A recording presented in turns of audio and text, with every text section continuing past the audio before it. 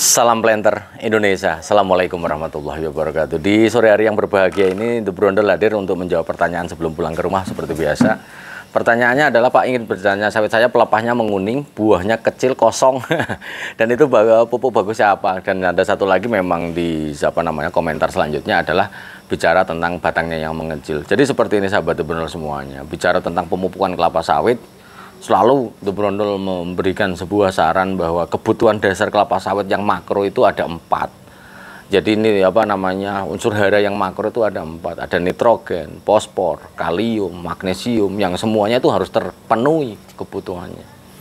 Dan yang selanjutnya adalah kebutuhan unsur hara mikro juga harus terpenuhi. Sehingga ketika tanaman kelapa sawit itu tidak terpenuhi, maka akan menimbulkan gejala-gejala yang banyak, sangat tergantung dari mana unsur hara mana yang akan kekurangan, yang akan menimbulkan gejala yang nanti akan muncul pada tanaman kelapa sawit itu sendiri.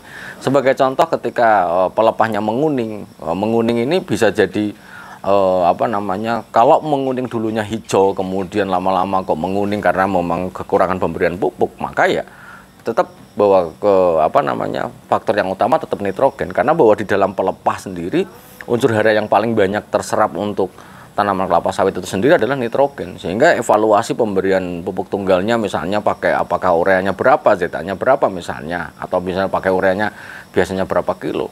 Dan kalau misalnya pakai NPK, maka NPK-nya berapa kilo yang diberikan. Sehingga ketika tanaman kelapa sawit itu sendiri mengalami gejala defisiensi nitrogen, salah satu yang ditimbulkan adalah pelepahnya menguning.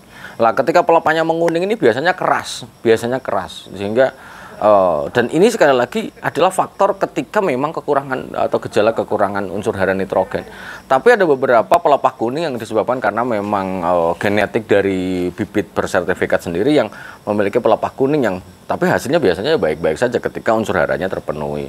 Lah, kalau kita ngomongin buahnya kecil dan kosong, maka balik lagi, berapa kalium yang diberikan pada tanaman kelapa sawit kita, berapakah KCl per pokok per tahun yang diberikan. Tadi malam saya ngobrol dengan seorang sahabat The Brondol dari kejauhan ya gitu, mengatakan bahwa berapa sih Pak Pendi dosis NPK yang diberikan. Saya bilang 6 kilo per pokok per tahun, beliaunya kaget. Maka saya juga jadi kaget ketika kayak ngomongin per pokok per tahunnya adalah 6 kg itu. Saya kira bahwa 6 kg itu angka yang masih relatif standar ya. Karena banyak juga petani-petani di luar sana yang sekarang pemupukan NPK menggunakan 13, 8, 27, 4 plus 0,5 atau 13, 6, 27, 4 plus 0,5 boron ini sampai 10 kilo, 12 kilo itu udah banyak gitu. Sehingga kalau buahnya kecil, kosong, maka kemungkinan ketidakseimbangan pemberian kalium untuk pembentukan bunga dan buah ini sangat kurang sekali. Sehingga ini yang menjadi faktor penting. Dan beberapa sahabat The Brondol melaporkan bahwa tanaman mereka kerusak akibat hanya pemberian pakai garam krosok juga, dan beberapa pupuk yang hanya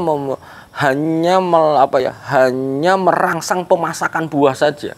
Ini juga banyak pupuk-pupuk yang pemberian 2 sendok kemudian atau 3 sendok, maka buahnya panen yang biasanya 1 ton menjadi 2 ton, besoknya lagi naik lagi, besoknya naik lagi. Pertanyaannya simpel, imbang tidak dengan pembentukan bunganya. Yang kita khawatirkan adalah ketika pemasakan buahnya itu sangat cepat tapi tidak seimbang dengan pembentukan bunganya, maka pada waktu tertentu ya akan kosong. Nah, ini akan menjadi masalah. Lah, ya gejala yang ketiga tadi disampaikan di spill selanjutnya itu adalah ketika ngomongin batangnya mengecil. Kalau batangnya mengecil, maka faktor yang utama adalah fosfornya. Lah, kalau batang mengecil pada tanaman kelapa sawit yang sudah panen, misalnya pada TM tanaman yang menghasilkan misalnya umur 5 tahun sampai 6 tahun, kemudian pelepah songgonya songgo 1 dan unsur haranya kurang, maka ya batang mesti akan mengecil.